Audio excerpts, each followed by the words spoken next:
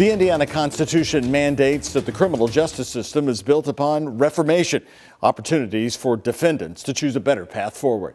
But are the penalties helping or hurting? Tonight, Shay McAllister's wrapping up her year-long project following a Southern Indiana prosecutor who has put himself through the probation programs he's been handing out, and he's made changes along the way.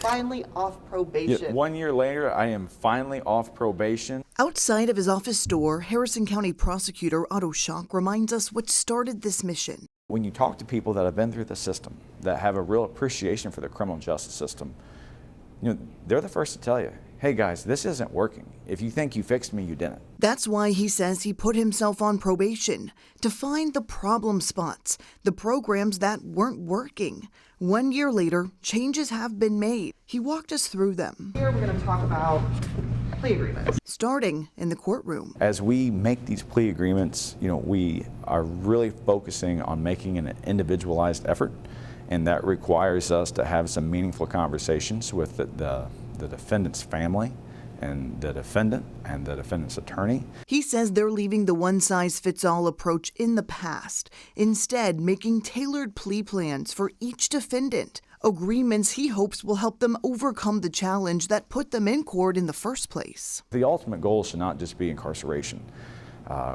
We've tried that. It's failed. It's failed time and time again. Next, we head to Court Services, the team in charge of running much of the probation program. In the days past, you would get a piece of paper. It had a list of places you could go do community service. And that's not taking away from that service that was completed, but was it meaningful community service? Was it service that really benefited Harrison County and Harrison County residents? Now, he says they'll be assigning work in a more meaningful way, including time in the community garden. That will help feed the people of Harrison County. Next, we head downstairs. We're in the lobby of the government building here, the Judicial Center.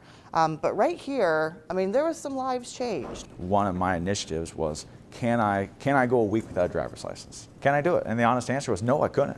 Realizing how difficult that made life in rural Harrison County inspired the next big change. You will show me that you've got proof of insurance. He called it Project Greenlight, a license clinic that provided pathways for those with suspended licenses to gain driving privileges once again. We tell people, we want you to be an engaging parent. We want you to do this and that. But oh, by the way, you have to walk there. The clinic is now a quarterly event, putting people back on the roads. And across the lobby, people think of criminal justice system, they often think of courts and jail. Certainly this here is our jail. We explore another change to the county's probation practices. And now, as a term and condition of probation, if you do not have a high school diploma or you do not have some sort of specialized training, and many that come through probation do not, we are mandating that as a term of their plea agreement, they're going to agree that they are going to make an appointment with lifelong learning. Shalk says this will put people on a positive path right away, offering GED programs or technical training to get them into work. Finally, we head to the front of the building, where the most visual change is on full display. When you walk out of jail, when you walk out of your probation appointment, and we're telling you, you focus on yourself, you focus on your overall well-being, getting sober, getting clean, we know that's going to be a lot easier to do if you don't have to worry about where your next meal is coming from. A new food pantry sits at the entrance to the government building. 100% of the items are donated by the community, and 100% of these items are available to anyone who needs it. I'm most proud of this. This has been a lot of work, and this was something that I know that will benefit people. In the end, he says that was the point, to live through the program in hopes of revealing its flaws, and in turn build a better place to live on the other side. In Harrison County, I'm Shay McAllister, WHAS 11 on your side.